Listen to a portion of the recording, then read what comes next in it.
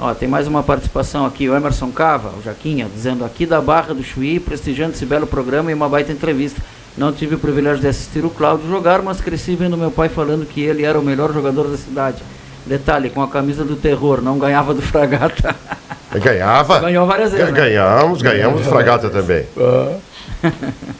Não, isso aí eu sempre digo, né? O meu avô sempre me dizia que o melhor jogador que jogou contra o Fragata foi tu. Ele sempre dizia. Eu acho que ele não mentiu. Ele não mentiu. Olha até, aqui. por sinal, até porque o sonho dele era eu botar a camiseta do Fragata. É que na época era aquela rivalidade muito grande, sei lá, de Terror e Fragata. Até então o clássico da cidade era Terror e Pinorama.